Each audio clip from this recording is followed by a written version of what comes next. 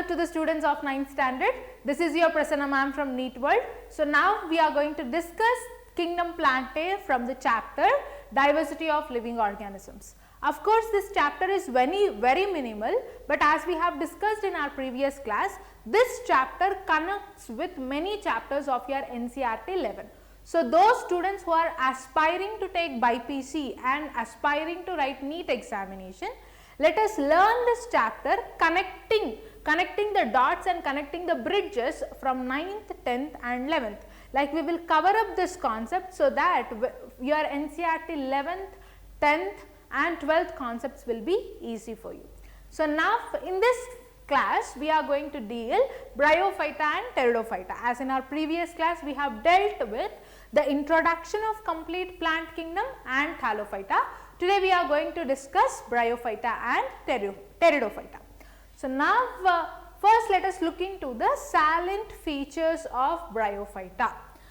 Before that, let us understand there are few standard synonyms that are given to Bryophyta which are asked in many examinations, and for you also you may get in multiple choice question. Bryophyta are called popularly as amphibians of plant kingdom. Okay, they are popularly called as amphibians of plant kingdom because they are dependent on water for sexual reproduction. They are dependent on water for sexual reproduction. And Bryophyta are called as first embryophytes. They are called as first embryophytes because first embryo formation is seen in Bryophyta only. In algae, that is Thallophyta, no embryo is formed because in algae immediately after zygote formation, zygote undergoes meiosis. Okay, because of zygotic meiosis they will be liberating out the spores and they will be germinating into new thalloid structures. So, there is no embryo formation in Thallophyta. First embryo is observed in Bryophyta only. So, they are called as first embryophytes, and they are popularly known as non-vascular terrestrial cryptogams. Non-vascular terrestrial cryptogams. Remember all these synonyms better. This is very important for your 9th, or you may go to 10th, and for your 11th this concept is important. Remember these synonyms immediately. Remembering the term Bryophyta, you have to get these terms in your mind. First is what? They are also called as amphibians of plant kingdom. They are the first embryophytes and they are popularly known as non-vascular terrestrial cryptogams. Right? Now, first terrestrial and autotrophic plants, yes, we all know this. These plants are present in shady, damp and moist places. What is the habitat of Bryophytes? The habitat of Bryophytes is shady, damp and moist places. Next, rhizoids, they do not have root, stem and leaf. They have root like rhizoids, I told you. So, these rhizoids can again be unicellular or multicellular rhizoids. Rhizoids can be unicellular or multicellular,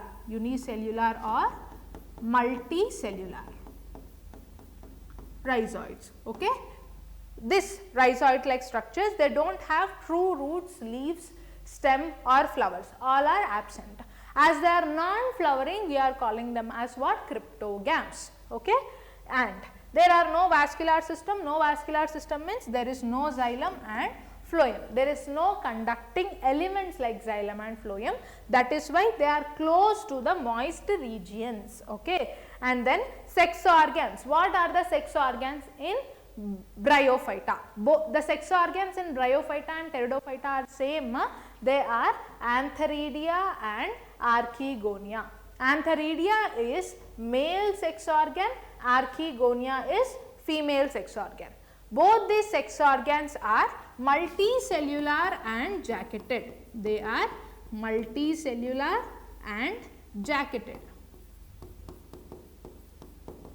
Fine. So, yes, Sex organs of male Antheridia, female it is Archegonia. Both in the Bryophyta and Pteridophyta they are multicellular and they are encovered by jacket, sterile jacket layer. Okay. Next, water is required for fertilization, that is why they are called as what? Amphibians of plant kingdom.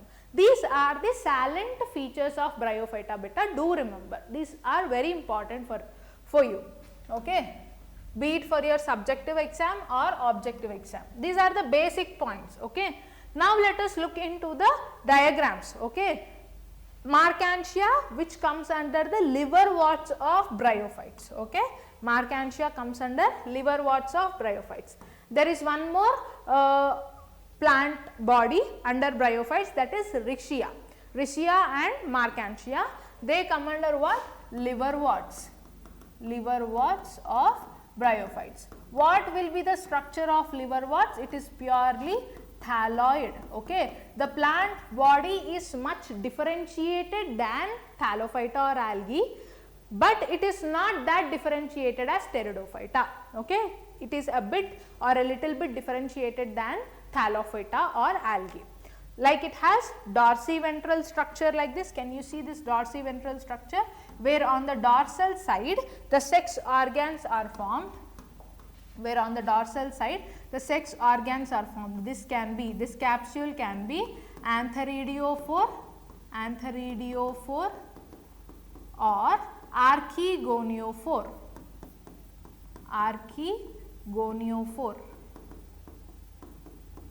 Fine. And the ventral side will be having rhizoids. These rhizoids in liverworts are unicellular rhizoids. Clear beta?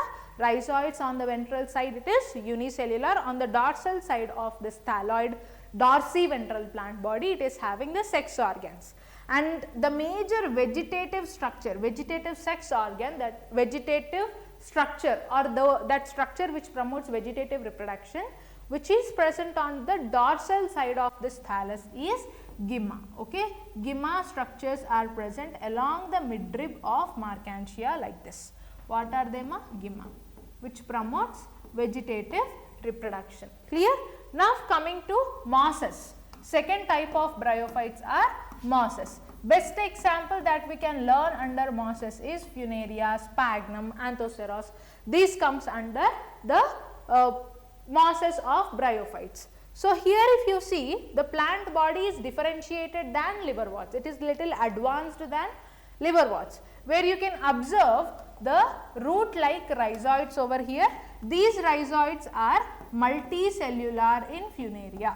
Okay, these are multicellular and they have a main axis down, they have rhizoids and they has a leaf like structures. From here the sporophyte will be developed. So the gametophytic structure is having rhizoids, main axis and leaves. From this the sporophytic structure will be developed. Sporophyte develops from the gametophyte. What are the structures of sporophyte in Funaria? It has foot, seta and capsule. Capsule will be bearing spores and this will be releasing out the haploid spores. Inside the capsule sporic meiosis happens. Okay, inside the capsule sporic meiosis happens. Fine ma? So yes, in under bryophytes you have liverworts and mosses. Best examples for liverworts include Markantia and Riccia. Riccia diagram you will see in the coming slide, and under mosses you have Funaria and Sphagnum, Anthoceros. These are the examples. So here in this diagram you can see Riccia. This is what the structure, how it looks like. Okay. Markantia will have both male sex organ and female sex organ on two different thallus. That is why it is called as heterothallic. Markantia is called as heterothallic. Whereas Riccia has both male and female sex organs on the same thalloid structure. So it is called as homothallic. Okay. This is homothallic, Markantia is heterothallic. Remember that. So here this is the genus Riccia. Riccia also has the same thing, dorsiventral structure which is closely appressed to the substrata. Ventral side it has rhizoids and on the dorsal side it has notches and sporophytic structures. So here can you see two different structures, female marcantia and male marcantia. So, this is heterothalic. Okay. Both of them have two different structures. Okay. Female and male sex organs are on two different thallus. So, that is why we call marcantia as unisexual or dioecious. Okay. We call marcantia comes under unisexual or dioecious or heterothalic. Fine. And this rhizia comes under homothalic, as both sex organs are present on the same thallus. We call it as bisexual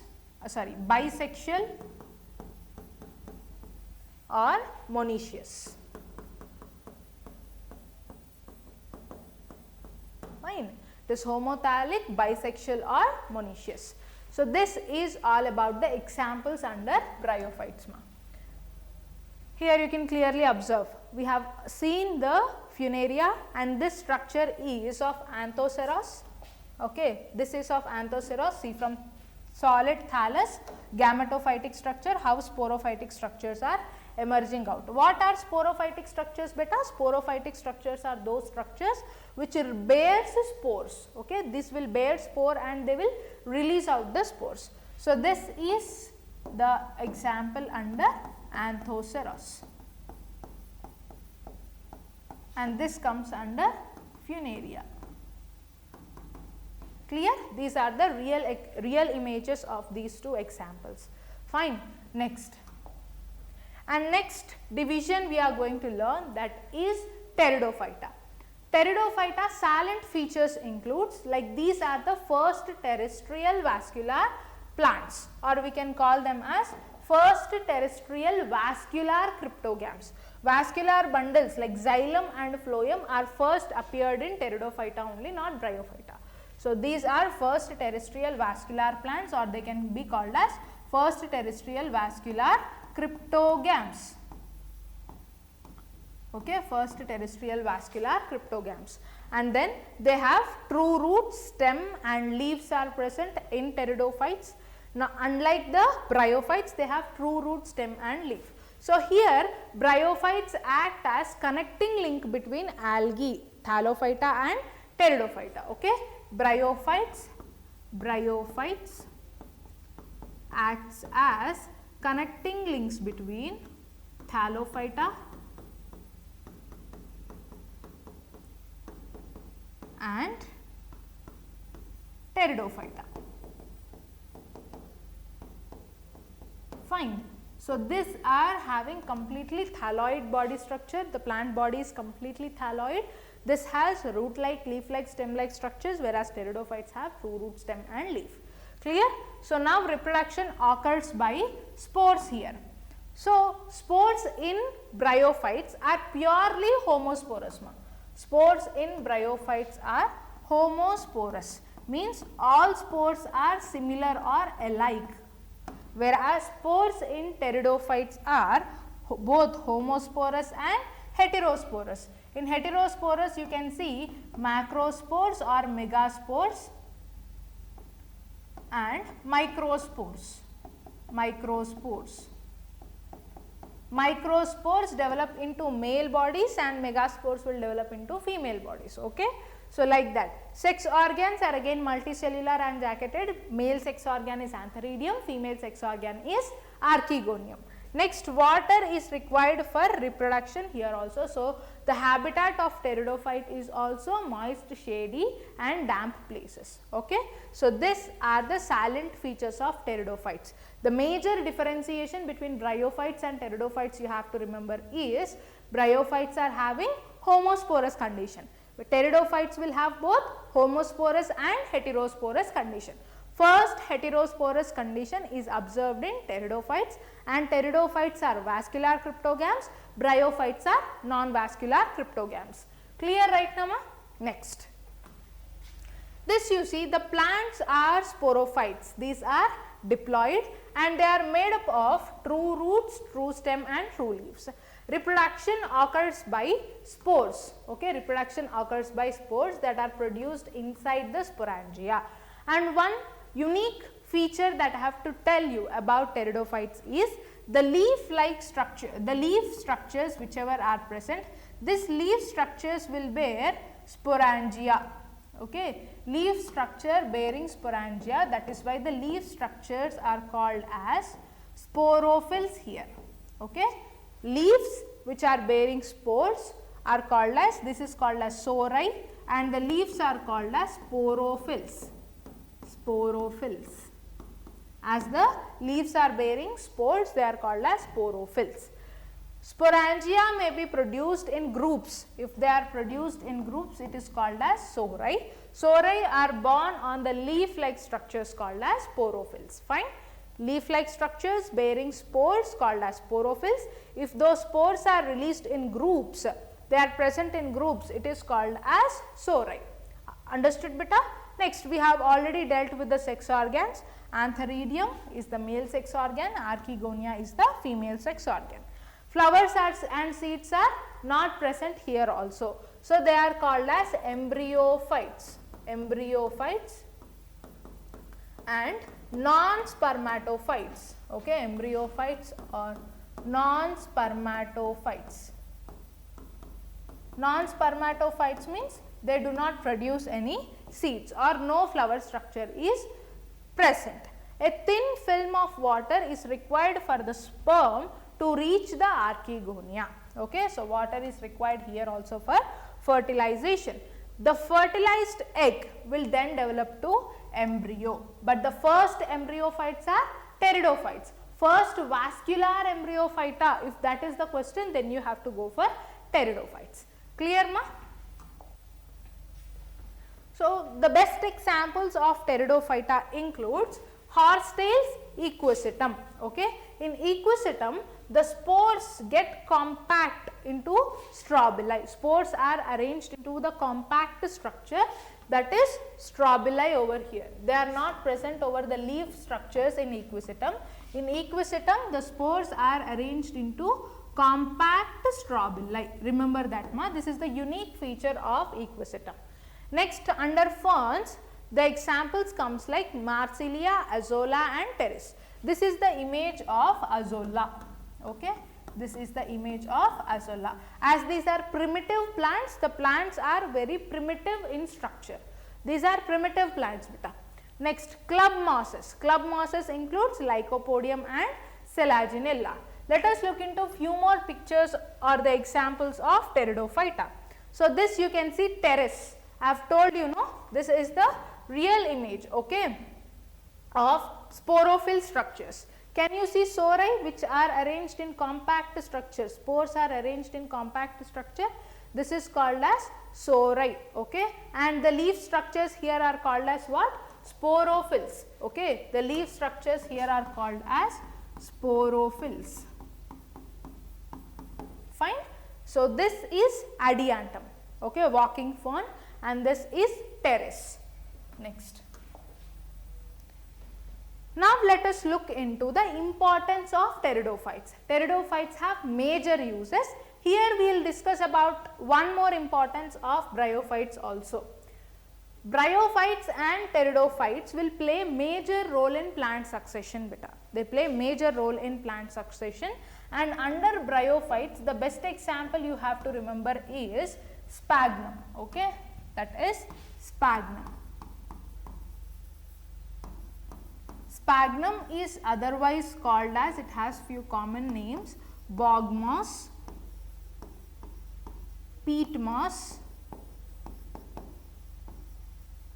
okay, bog moss and peat moss, and it is also called as cotton moss because it has many uses. It is called as bog moss because during the time of succession it fills the lakes and ponds. That is why it is called as bog moss, and it grows in the marshy areas, acts as peat, okay, that is why it is called as peat moss, and it is a good absorbent of water. It absorbs water, it plays major role in water absorption. That is the reason it is also called as cotton moss, okay.